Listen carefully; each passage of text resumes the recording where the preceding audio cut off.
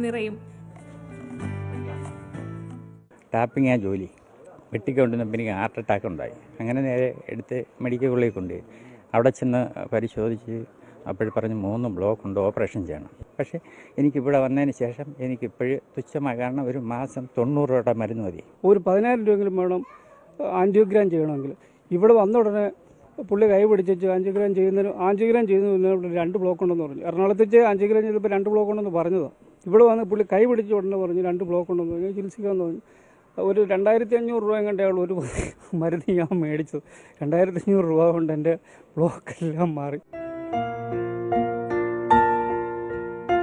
ഓലമേഞ്ഞ ചികിത്സാമുറിയിൽ വൈദ്യരിക്കും. വരുന്ന ഓരോരുത്തരെയും പരിശോധിക്കും. സഹായത്തിന് ആയുർവേദ ഡോക്ടർ കൂടിയായ മകനുണ്ട്. എന്നും ഞാൻ ചെക്കപ്പ് ചെയ്തിട്ടാണ് ഇവിടെ വരുന്നത്. എന്നാലും സാറ് കൈ നോക്കിയിട്ട് BP പ്രവചിച്ച് പറയും. ഹൃദയവാൽവിലുണ്ടാകുന്ന തടസ്സങ്ങൾക്കാണ് പ്രധാന ചികിത്സ. രക്തക്കുഴലിൻ്റെ ബ്ലോക്കിൻ്റെ മരുന്നെന്ന് പറയുമ്പോൾ 3 മാസം കണ്ടിന്യൂ മരുന്ന് കഴിക്കും. 12 ദിവസമാണ് മരുന്നിൻ്റെ എഫക്റ്റ്. 12 ദിവസം കഴിയുമ്പോൾ 6 ദിവസത്തെ മരുന്ന് കഴിച്ചാൽ ബ്ലോക്ക് ഉണ്ടാകുന്നില്ല. ഇവിടെ നൂറ്റുകണക്കിന് ആളുകൾ 6 നേരത്തെ മരുന്ന് കഴിച്ചിട്ട് ആൻജിയോഗ്രാം ചെയ്തവർ നൂറ്റുകണക്കിന് ആളുകൾ. അതിൻ്റെ സർട്ടിഫിക്കറ്റ് എൻ്റെ കയ്യിലുണ്ട്. പിന്നെ ബ്ലോക്കില്ല.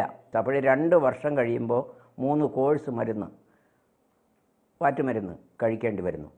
പിന്നെ ഇത് ജീവിതത്തിൽ ഇത് വന്നിട്ടില്ല. കാരണം 22 വർഷമായി ഞാൻ ബ്ലോക്കിന് ചികിത്സിച്ച ഒരാൾ ഇപ്പോഴും ജീവിച്ചിരുന്നുണ്ട്. വൃക്ക സംബന്ധമായ അസുഖങ്ങൾക്കും രക്താർബുദത്തിനും എയ്ഡ്സിനും ഫലപ്രദമായ പ്രതിവിധികളുണ്ടെന്നും പ്രമേഹവും രക്തസമ്മർദ്ദവും കൊളസ്ട്രോളും ചില്ലറ പൊടിക്കൈകൾ കൊണ്ട് ചികിത്സിച്ച് മാറ്റിയെടുക്കാമെന്നും വൈദ്യർ പറയുന്നു.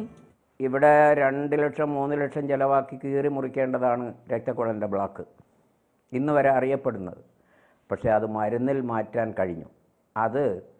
അതിൻ്റെ ചാരിതാർത്ഥ്യം എന്ന് പറയുമ്പോൾ 3000 രൂപയ്ക്ക് താഴെ ചിലവിൽ ഇതുവരെ 2,700 രൂപയിൽ കൂടുതൽ ചിലവായിട്ടില്ല ഒരു ഹാർട്ടിൻ്റെ രോഗി. 9 ബ്ലോക്ക് വരെ ഉള്ള കേസ് ചെയ്യാൻ കഴിഞ്ഞു.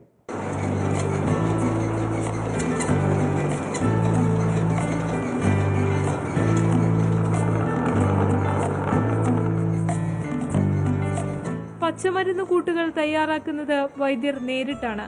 സന്തത സഹചാരിയായ മകനോട് പോലും മരുന്ന് രഹസ്യം പങ്കുവച്ചിട്ടില്ല. ഇവിടെ ഉണ്ടാക്കാത്ത ഒരു മരുന്നും വെളിയിൽ നിന്ന് വാങ്ങിക്കൊടുക്കുന്ന പ്രകൃതമില്ല. പക്ഷേ ഇവിടുത്തെ ഒരു മരുന്നും വെളിയിൽ വാങ്ങാൻ കിട്ടുകയുമില്ല. മരുന്നുകൂട്ടും പഥ്യവും കുറിച്ചാൽ പിന്നെ രോഗം രോഗിയുടെ കയ്യിലാണ്. എന്തു വലിയ അസുഖത്തിന് ചികിത്സ തേടിയാലും ചില്ലിക്കാശ് പ്രതിഫലം വാങ്ങില്ല. മരുന്ന് മുടക്കുകയോ പഥ്യം തെറ്റുകയോ ചെയ്താൽ പിന്നെ ചികിത്സയുമില്ല. ഇവിടുത്തെ പഥ്യം കൃത്യമായിട്ട് ചെയ്യണം. അതനുസരിച്ചില്ലെങ്കിൽ ഇവിടെ വരേണ്ട കാര്യമില്ല. കാരണം പഥ്യം ശരിക്ക് ചെയ്തില്ലെങ്കിൽ ഇതിനേക്കാൾ ഉപരി പ്രോബ്ലം ഉണ്ടാകും. ഹൃദയത്തിലേക്കുള്ള രക്തക്കുഴലിൽ തടസ്സമുള്ള പാവപ്പെട്ട രോഗികൾക്ക് സൗജന്യ ചികിത്സാ പദ്ധതിക്കും ഇപ്പോൾ രൂപം നൽകിയിട്ടുണ്ട്. 2 വർഷത്തെ ചികിത്സയ്ക്ക് ചെലവാകുന്നത് 3000 രൂപയാണ്. ഇതുപോലും കണ്ടെത്താനാകാതെ വിഷമിക്കുന്നവർ ഉണ്ടെന്ന തിരിച്ചറിവാണ് സൗജന്യ ചികിത്സാ പദ്ധതി എന്ന ആശയം രൂപപ്പെടാൻ കാരണമെന്നാണ് പന്നിയോട് സുകുമാരൻ പറയുന്നത്. 2,500 രൂപ പോലും ചിലവാക്കാൻ കഴിയാത്ത ഒരാൾ മരുന്ന് കഴിക്കാതെ മരിക്കുന്ന ഒരവസ്ഥ, 10 രൂപ പോലും മരുന്ന് വാങ്ങാൻ കഴിയില്ലാത്ത ധാരാളം പേരുണ്ടെന്ന് എനിക്ക് ഇപ്പോൾ ബോധ്യമായതിൻ്റെ പേരിലാണ് ഇത് ജനം അറിയട്ടെ എന്നുള്ള ഉദ്ദേശത്തിൽ ഈ